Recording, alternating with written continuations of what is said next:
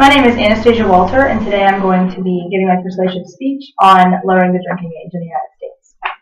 So some of the most important birthdays here in the United States is 16, 18, and 21.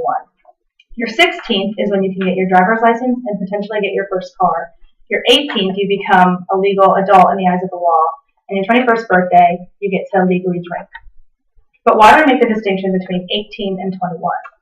At 18, in the eyes of the law, you are a legal adult. You are allowed to be tried as an adult rather than a juvenile in a court of law.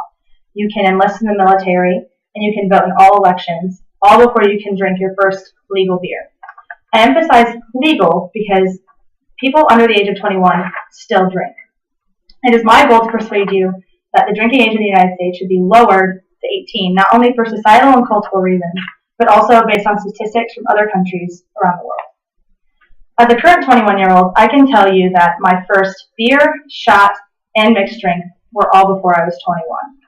And that is the same for many of my other friends as well. I can say that the law did not deter me from drinking, and it has not deterred many others from drinking as well. It seems to have the opposite effect, which I like to call the prohibition effect. So, on top of my personal experience, I did some outside research to affirm my beliefs. The reason to listen to this fact is the drinking age from 18 to 21 has not had the desired results that the U.S. government and MADD, Mothers Against Drunk Driving, were looking for. In the United States, there is a need for a lower drinking age, and as a result of the high drinking age, the United States has pushed its way not only only to number one in binge drinking among 13 to 15-year-olds, but also to number one on college campuses for binge drinking.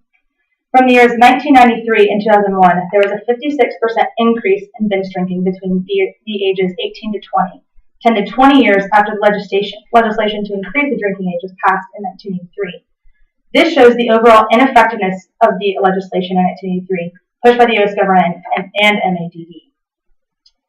In countries where drinking age is 17 to 19, the United Kingdom, Germany, and Australia, the rate of decline in alcohol-related traffic accidents were at a much faster rate than the United States, from 1982 to 1992.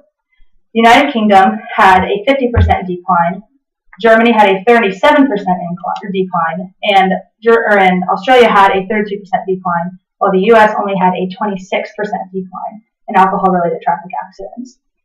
All of these countries have a 2 to 5 year lower drinking age than the United States. On top of these statistics, the United States has officially ingrained this drinking age into the culture, many students drinking before the age of 21, whether it's on their college campuses or in their apartments at home.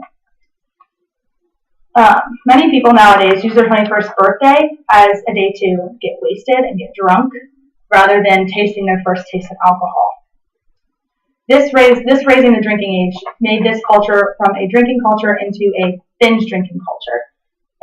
And while the prohibition effect, criminalizing underage drinking, has only made it that much more desirable of an act in this age bracket. Now, as a visual aid, I have this graph. So this shows that the differences, stark differences between the UK and the USA, for example. So this is average youth alcohol-related deaths on average per year. So in the UK, from a bracket of 15 to 34 years old, you only have 314 deaths per year.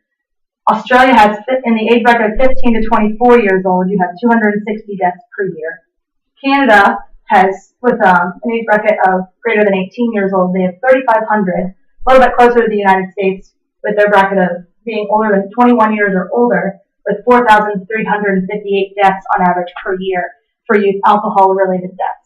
And this is all prior to the 1983 legislation that MADD had pushed to pass in the United States.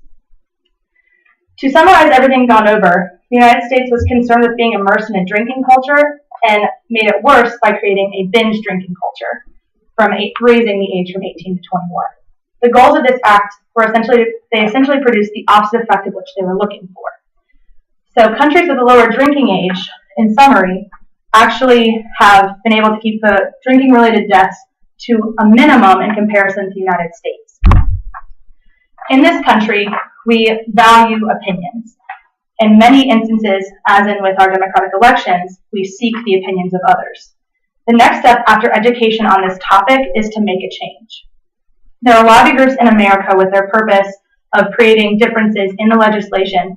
And a couple of groups that lobby for making a difference in the drinking age are Sensible Students for Drug Policy and National Youth Rights Association. If you want to make a change in legislation, getting your voice out there is the best solution. Make your voice heard. This is for today. Hello. Thank you.